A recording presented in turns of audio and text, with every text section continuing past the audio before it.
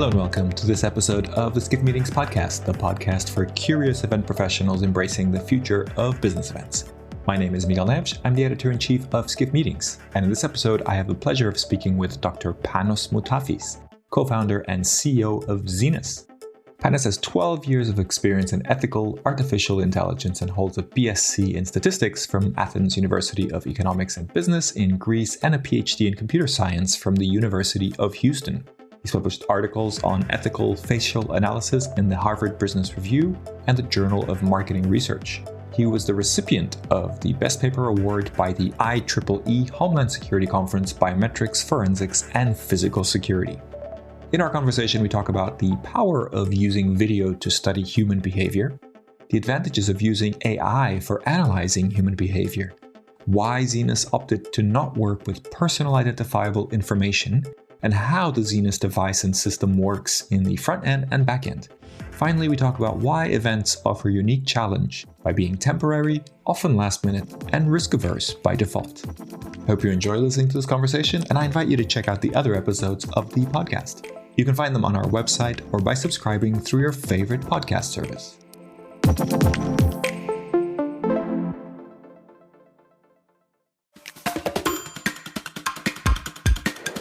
So, welcome to the podcast, Panos. Really pleasure to have you here. Panos Moutafis, hopefully I'm saying that correctly, co-founder and CEO of Zenus AI.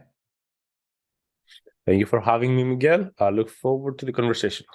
Sounds good. Panos, take us through your journey. I mean, I know you're a PhD in computer science and you've worked in AI and a really fascinating kind of journey, but I'd love to hear it from your perspective and also how you found the events industry or the meetings industry. I'm usually saying this is a conversation over a glass of whiskey, and I don't have one with me. But the short story is that I came to the United States and the University of Houston to pursue my PhD in computer science. My undergrad was in applied math and statistics. And the program I was working on had a very heavy emphasis on computer vision, machine learning, AI, and my goal was to be a professor. But the University of Houston filed a patent based on my work. Then the National Science Foundation, they have this program called Innovation Core. And what they're doing, they're trying to find the best researchers and technologies in the country, and they give you some funding to explore the commercialization potential of your technology. And the reason why they do that is to speed up the adoption of technology, because this makes things better for everyone, the economy, people's lives, and so forth. And as part of this program, it was when I took a detour on my goals and path. And because we were analyzing faces with our technology, where do people go? They go at events. And that's how we said, this is the best place to get started. Plus, the events industry has so many unique characteristics that we absolutely love. So it was a natural fit for us. That's fascinating. So it was really the university and this program that pushed you from being a professor to starting a business. Kind of, yes. I always had, the entrepreneurship, thing inside of me, but this was the catalyst, I would say. Yes. Very interesting. And how do you explain to your friends and family what you do? Is that something that comes naturally? I imagine not only events is interesting, but the kind of AI and facial recognition could be an interesting conversation starter, but also lead to a few confusions, maybe? So my friends get it, my family not so much. My family might be even scared of what we do, and it takes a lot of explaining to help them understand why we do it, how we do it, and so forth. So on the highest level, what we say is we are analyzing the human behavior by processing video. That's the simplest way of putting it. It is not 100% there, but we just study the human behavior in spaces to improve the experiences, to understand what they do, why they do it, what they like, what they don't like. That's again not entirely accurate, but this is the most easy way to communicate it. Now, when we're talking with friends, especially those working in tech or in other organizations in corporate America or Europe, it is much easier to understand because most people have gone to a professional event. They have gone to a trade show, they have gone to an exhibition, they have gone to a conference. They understand the process. Oh, you have to pick up your badge. Oh, you have to go to a session. The session was good. It wasn't good. I had a conversation with an exhibitor. It was boring. Maybe we shouldn't having these conversations. Anything like that, they get it. So when you explain that the technology is looking on the group level, what work to create better experiences, to design better spaces, that this is much easier for people to understand. Interesting. So let's jump into the product actually, because I think I'd like to kind of take a few steps back and sort of tell us where you started, and take us through the evolutions of Zenus. Because I mean, I've seen a few different versions of the product, or you've told me about a few different versions. So I'd love to kind of understand the evolution. So the initial theories and the initial thing where you started looking at facial recognition. And I remember that the approach was slightly different. So if you could take us through that, I think it'd really help us understand how it's evolved. That's a conversation for another glass of whiskey, Miguel. And it's very early in the morning when we're recording the whiskey this podcast too, right? Joking aside, we did start from face recognition, and we had a cloud-based platform where you could send a video and you get back the ID of the person that was identified in this video frame. And we were using the technology to streamline the check-in process. And even though without going into details, we had implemented a framework that was really state-of-the-art when it comes to protecting people's privacy and security. It had amazing safeguards built into it. The reality was that when we were trying to explain it with some of our clients or prospective clients, it took quite a bit of explaining to do. The information security review process was pretty brutal, sometimes for a not very big deal. Explaining it to registration companies and helping them integrate it in the right manner was also a challenge. The attendees loved it, and they still do, and it's still being used. But when it comes to the commercialization aspects, it was a little bit harder to implement and execute for all of these restrictions. So was this, when you did the kind of academic side, was this the focus? It was identifying people through facial recognition? To a great extent, yes, but it was not the only focus. The lab where I was studying, it had everything from medical applications, predicting heart attacks so that we can prevent them, and so forth. And a friend of mine on my PhD program, he was saying, when you go to a certain depth in the field, everything is fluid. So you develop one approach for one thing, you can implement it in many other applications as well. Because once you learn how to do something better, there's so many things you can do with it later on. That's really interesting. So yeah, that kind of evolution of the techniques. So you built facial recognition and you use that to integrate with registration companies to power that facial recognition check-in. So that was, correct me if I'm wrong, but at registration, you would upload an image of yourself. And then as you walk into a venue, a camera would recognize you and a badge would come out of the badge printing machine, essentially. That's exactly right. And it still works like that. FieldDrive had a very, very successful deployment with IBC in Amsterdam Rai with about 50,000 people. And it was a massive, massive success. And that was, I think, in December of last year. So very, very recent. So that's something that you're still doing with partners and by yourself as well. We do license the technology to select partners that we trust that they're going to deploy it in the right manner. Yes. Okay. And so just to kind of, this might be a question that planners would be asking. I see kind of QR codes at check-in really being the kind of expectation of people now. Through the pandemic, we sort of became used to this idea of contactless, and that seems quite efficient as well. What do you think are the big advantages to a facial recognition system, other than how impressive it is in some ways? So one is the experience, and the experience cannot be understated. But beyond that, what we saw at IBC and we have this on video, that while people were still looking for the QR code on their phone, they had already been recognized by their face and the badge was already printed. So the scanning process itself, it is about the same, but the human element of finding the QR code, or my phone flipped, or the lighting was not good on my phone and I have to adjust the lighting, the illumination, all of these things are what are creating the slowdowns and less than nice and polished experience for people. The other element can be security, because you can transfer a QR code. It is a little bit harder to transfer a face.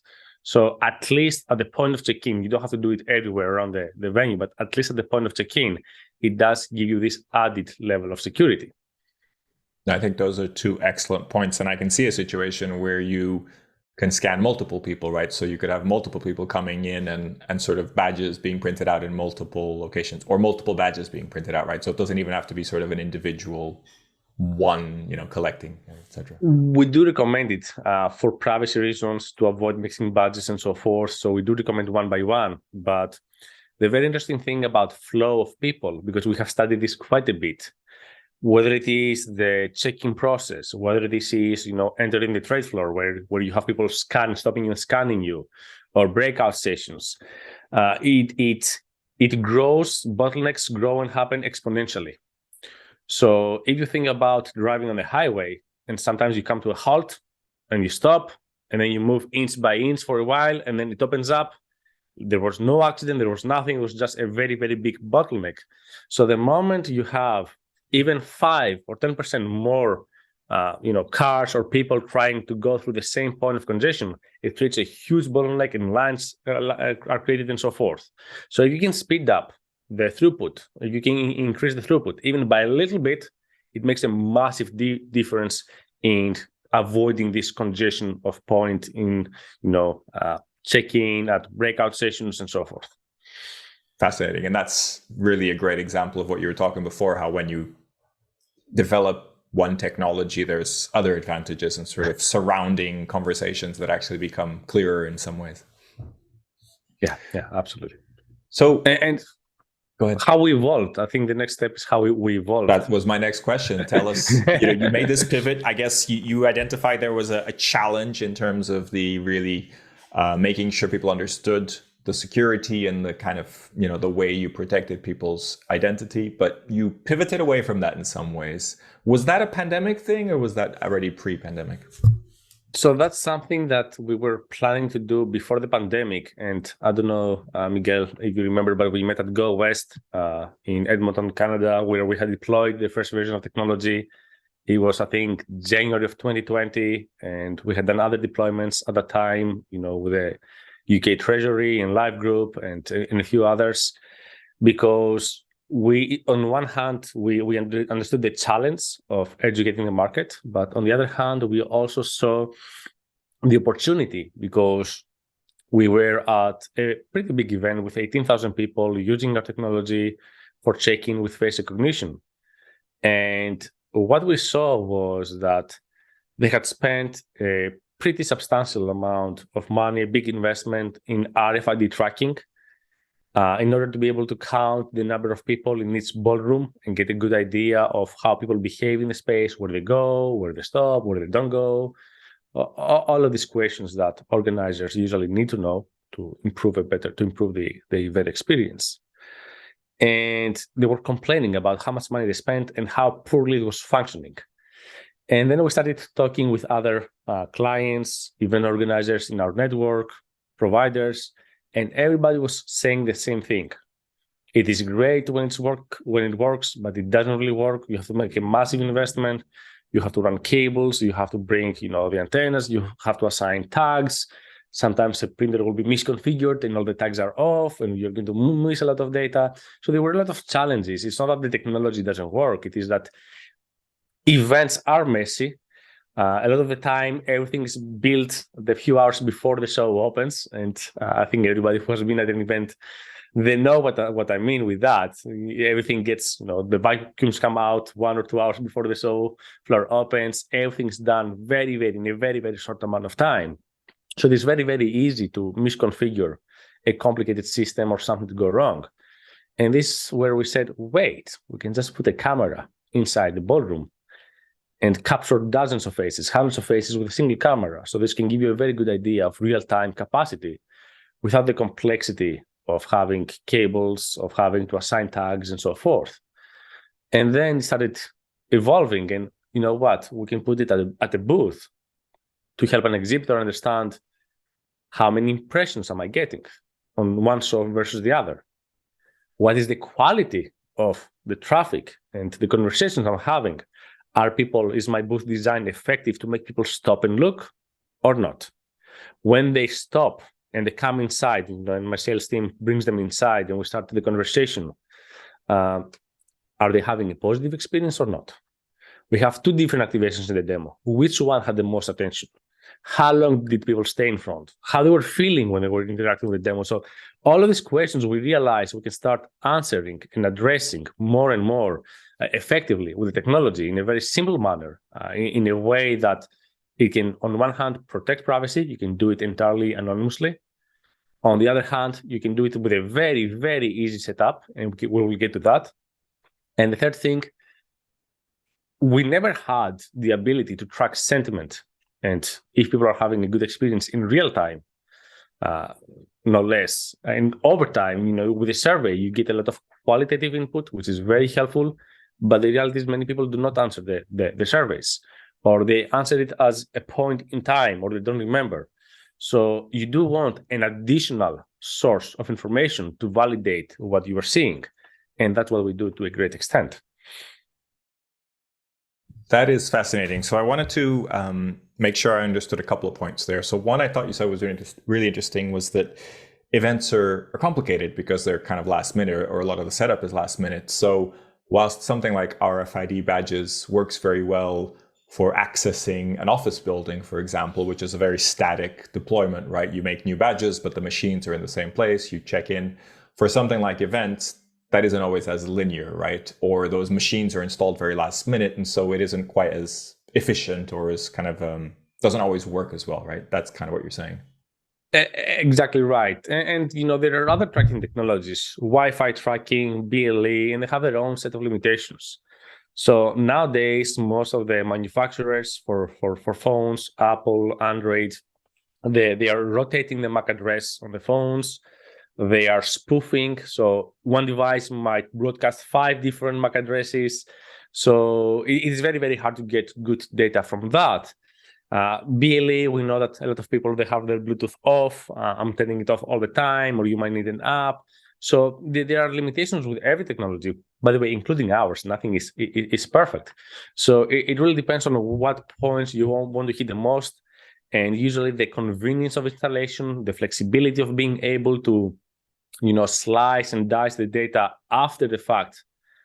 It is very, very important. The ability to configure the system remotely is also vastly important, because somebody walks and pushes a camera, or they pull a cable. We had cases that we had 40, 50 sensors installed in an event, and somebody wanted to charge their phone. They just pull the plug and they just try to charge their phone. You need to have a way to be able to detect that in real time and go and fix it, or adjust the range of the sensor, how far away it's looking, and all of these things. So it is very, very important in events. So that's the first part. And the second part, whenever you have RFID with the antennas, the thrust, and so forth, a lot of the time you need to run internet lines.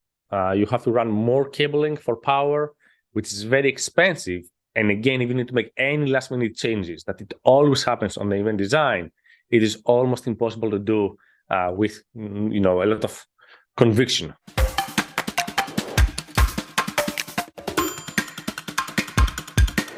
Another part of what you were saying, you started off by saying, hey, our sensors, and when you say sensors, you're talking about cameras for lay people, right? Because your system is based on kind of quite powerful cameras that then have hardware and software that kind of analyzes visual image. Is that correct?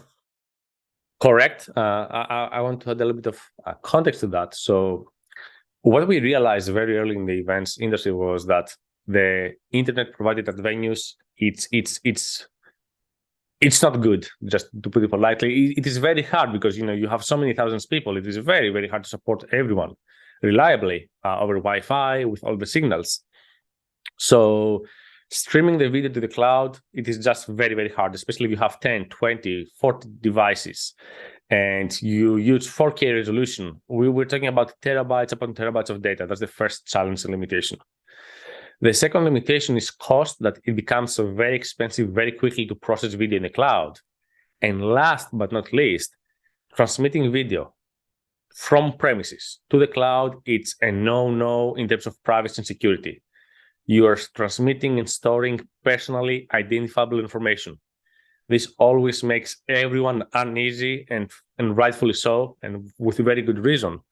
So what we did instead, and I'm showing this to Miguel because we're on video, but for those on podcast, I will ask you to use your imagination. So we created a hardware device, and we build this during the pandemic. So we took advantage of the pandemic to build this.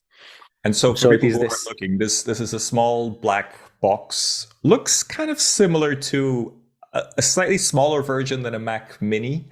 Probably a little bit smaller, a little bit like a size of a modem, like a small modem. And that has a camera in it and has a number of things. But tell me more about what's in there. It doesn't have a camera in it, and most people compare it with an Apple TV as a comparison. Yeah, that's probably that's probably a better size. So I have a Mac Mini in front of me, so I was like, that looks about the same. Yeah, that makes sense. So what it does, it is like a mini computer. So you were very, very close with your original comment, Miguel. So we have about 6 cores of CPU power. We have hundreds, almost 400 GPU cores. So in simple terms, what it means, you can attach any camera to it, and we can analyze the video on premise. You don't have to send or store any video. And the very cool thing is that when you connect, you can use a regular web camera. We usually recommend 2 or 4K cameras, but you just plug in a USB cable, you plug in the power, and it works. There's nothing else you need to configure or do. And everybody can take a web camera, plug it to a USB port, and take a power supply and plug it in. So in many cases, our installation time is 5 minutes per sensor, which is crazy, crazy quick. And when we do teardown, it's 2 minutes per sensor. And each device can scan a face with a small webcams up to 30, 35 feet away from the camera at 90-degree angle. The theoretical limit of the device is analyzing up to 500 faces at the same time on the device. And in most cases, we are much, much slower because people have their distances, their occlusions, and so forth. But it is very, very powerful. And the way it works, the device, the hardware component, is looking at what the sensor is looking and extracts the metadata. The device does not capture any video. It does not store it. It does not transmit it. So it's looking at what the sensor is looking and instantly converts it into metadata. So we do not identify who is a person. We do not extract a unique identifier, but instead we're looking at 50 faces.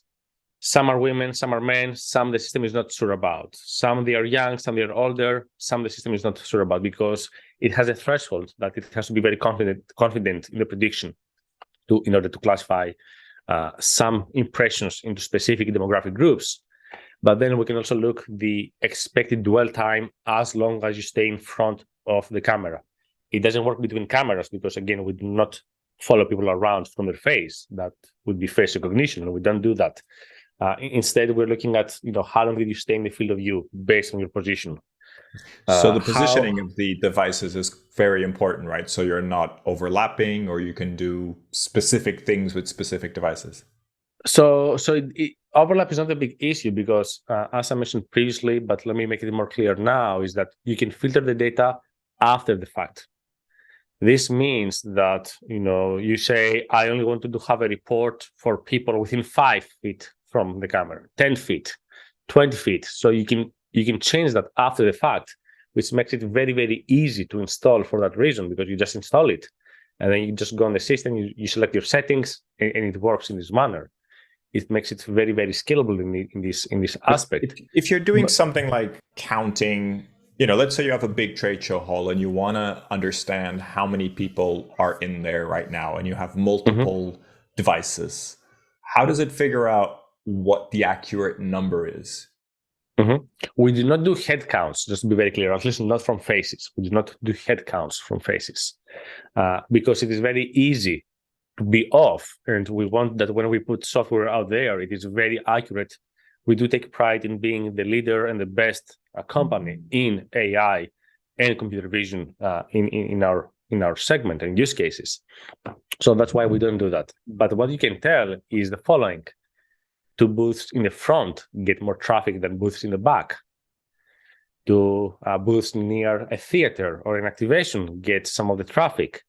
And even more than that, is the quality of the traffic better or not as good? Because you can tell, are people stopping at the booths? Are they engaging in the conversations? How are they feeling? And we have done multiple deployments, and what we see usually, let me just share some statistics. I think that will be very nice for people to learn, is that usually booths and in the front, and when people enter the trade floor, they're more often than not in better mood than when they start going towards the back and so forth. So they have a little bit more positive energy, they're a little bit more excited. And as they start walking and having conversations and they get a little bit tired, the energy starts to drop down. We have done many, many trade shows where the assumption is that booths in the front and center will get the most traffic. But if you look at the actual conversations happening, the leads collected, the number of visitors, you might get very, very good performance on the back. So if you're an organizer and you were giving discounts, maybe you shouldn't. And if you're an exhibitor and you're not getting the results, maybe you should look at the booth design. And this is one of the very cool things where we have worked with exhibitors. And in some of the big success stories, we have been able to give up to 294% increase in the demos offered with the same booth size. So tripling the number of demos offered with the same booth is a massive, massive success. And just to clarify, it was not just our technology.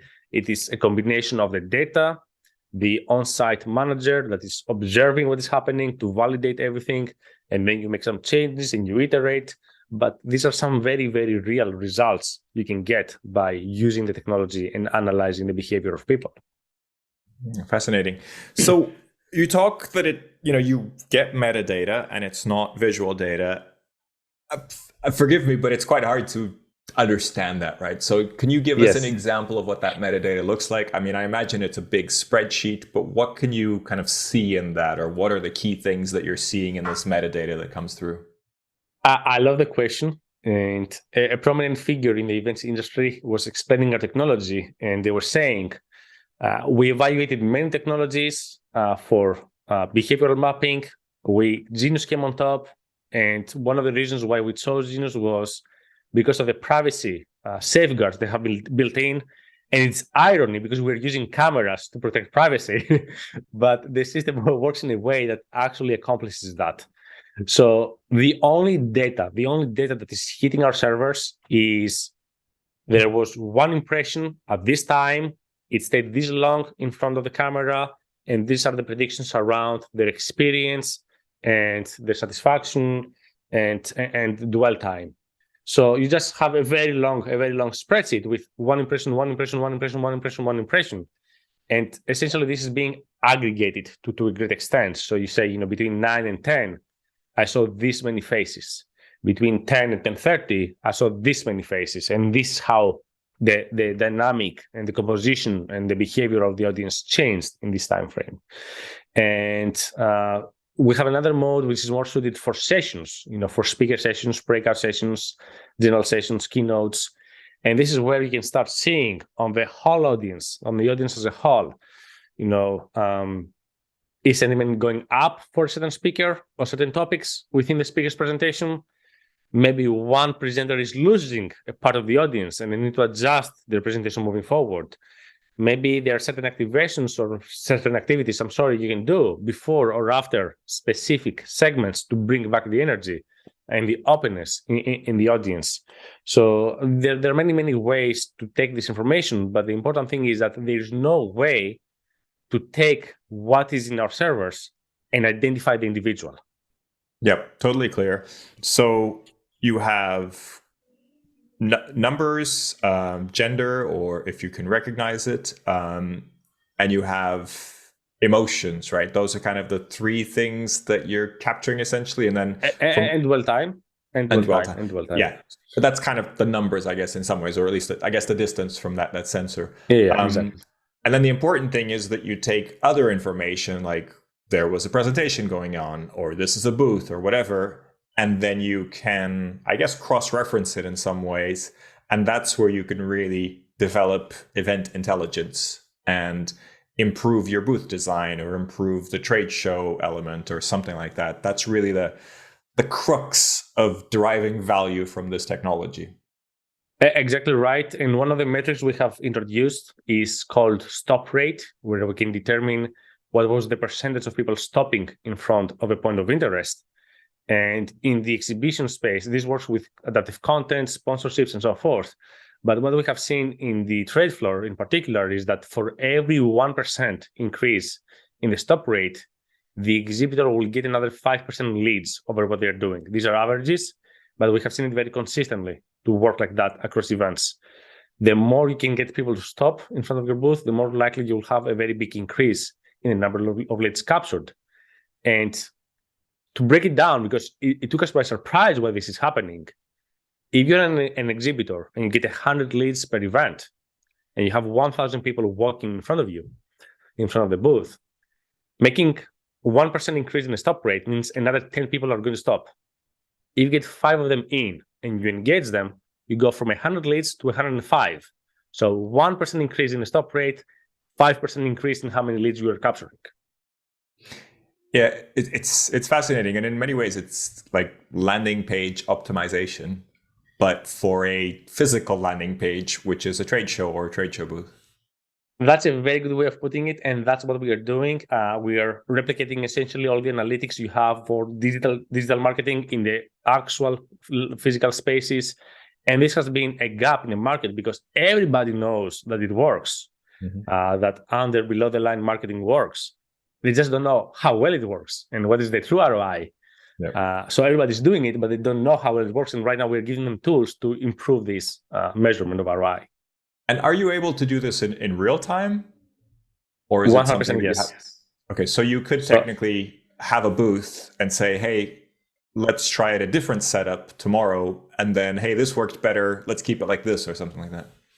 You could. Where we see this happening the most is on speaker sessions, where you have a very important event and a speaker standing everybody off. So we have seen organizers taking the speaker down a little bit earlier than expected and doing something to bring up the energy.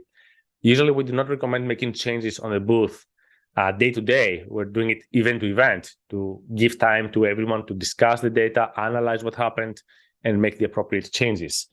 The one thing I want to point out is about our device is that in some ways, some people have compared it to Tesla in a sense that we can update the software remotely.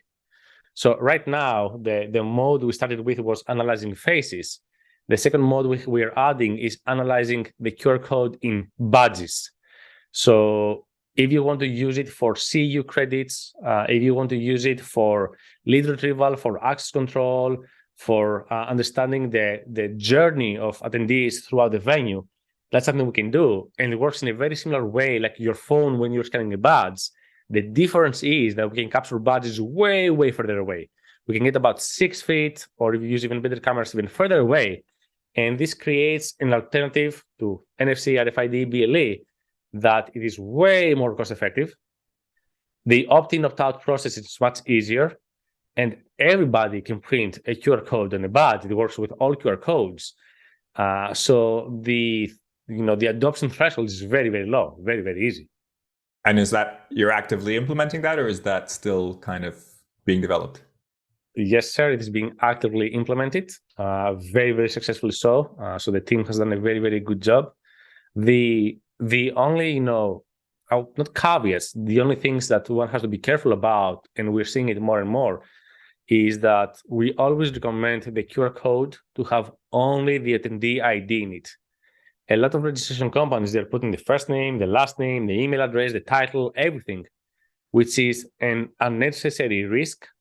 We have seen backlash being created in some very popular and big name events from attendees because anybody could scan anybody's badge and get their contact information, and that's not very secure or safe. And it's unneeded, because if you are the registration company and you have the attendee ID, you can cross-reference everything. You don't need to put all the information in the QR code. I don't know if you have ever been, well, you have been, but you have noticed that how hard it is to scan with lead retrieval apps people's badges. Part of the reason is because it has so much information packed into it, and it doesn't need to. So if you reduce the information in the QR code, it makes the experience better for the exhibitor, the attendee, and it's better from a privacy and security point of view. So we are making a push towards that, and I will call the event organizers to reach out or have a conversation to implement it in this way. The events is leading how people are thinking about privacy security. So it is a very good place to get started with that. And what about like lead scanning at booths? Is that something that you could or you do use your technology for? Well, we didn't plan on getting on this segment because we don't want to step on anybody's toes, to be very frank. But what we are seeing, and the funny thing is, we're seeing lead retrieval companies asking to use our technology at the trade shows they're exhibiting as an additional self-service station. So what you can do, you have a tabletop or a floor stand with a small tablet, and as the person approaches, they get scanned. The screen turns green to let them know they have been scanned, and they can opt in to get communications from the exhibitor. And this does not replace the lead retrieval apps, because it will not keep notes about the interaction. It will not keep this information. But I think every exhibitor knows that there's some point where when the booth is so packed that you have not been able to scan everybody, or there's a person that really doesn't want to talk to anyone, but they are more comfortable doing the self-service scan and registering their interest. So having one or two stations like that additional to the actual lead retrieval system can give you a good chunk of extra leads. And when the average cost per lead is maybe $100, $300, depending on how you calculate it, getting 10 more of those is a very, very good ROI on your investment. So that is something that is being used. But even without the lead retrieval portion, you have different activations. You want to measure the unique number of visitors to these activations, the demos. How long did they stay?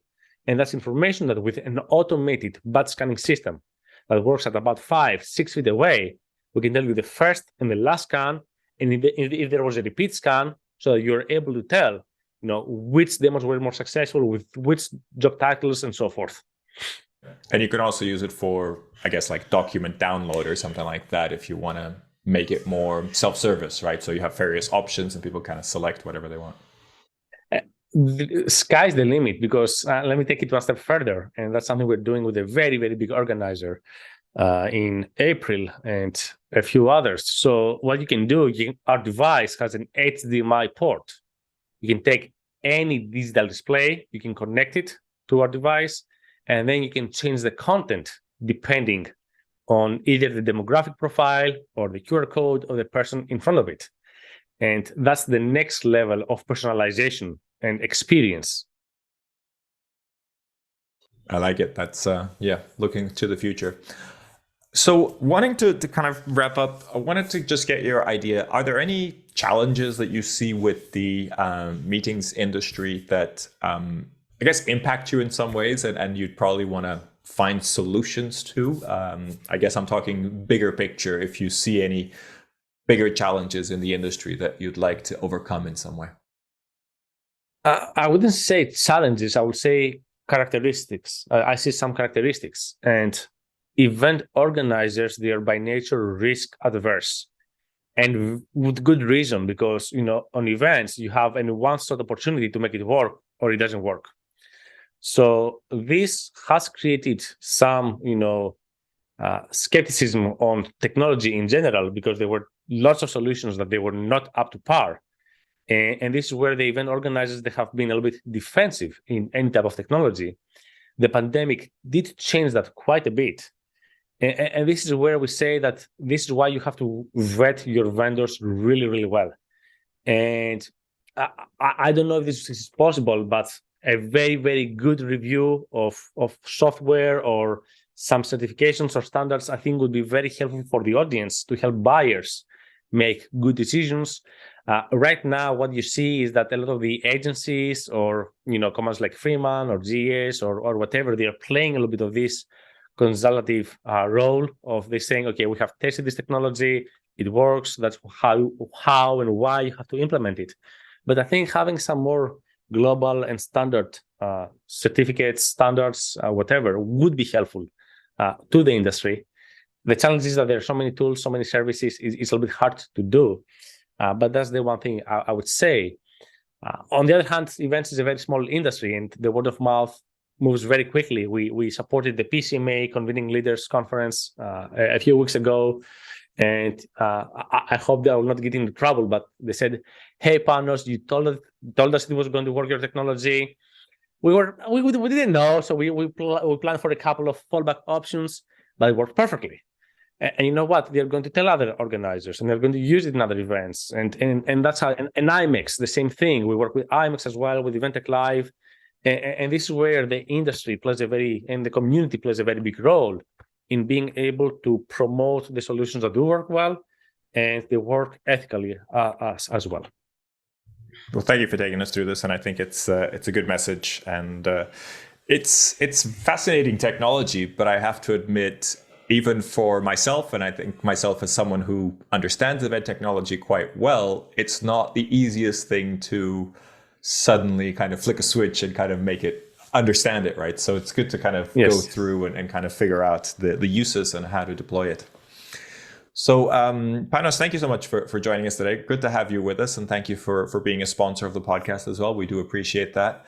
I wanted to get the last question for you is really your recommendation on somebody else who might be interesting to interview on the podcast, so we could have a next guest.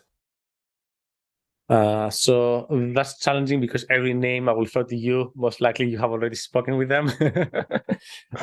So I will do the shameless plug. I think from all the people that you could have, speaking with Art Borrego from our team would be interesting. And let me explain why. So Art, he was the co-founder and CEO of Alliance Tech that introduced RFID tracking in, I think, 2004.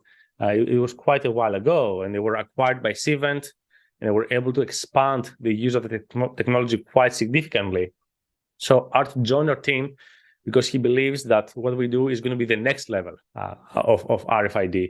So because you can get a lot of the behavioral tracking and understanding of people. So I think he could be a very interesting person to speak with because he has lots of experience in events. He's the person behind a lot of the activations, a lot of big deployments that nobody really knows because he's the most nice, humble, no ego person that you will ever meet. So that could be a good person to speak with. I appreciate it. Self-serving works, and he sounds super interesting. So it'll be a pleasure to have him on the podcast at some point. Panos, it's been an absolute pleasure. Thank you for taking us through this, and good luck with everything. We hope to hear lots of success stories very soon. Thank you for having me. I hope so too.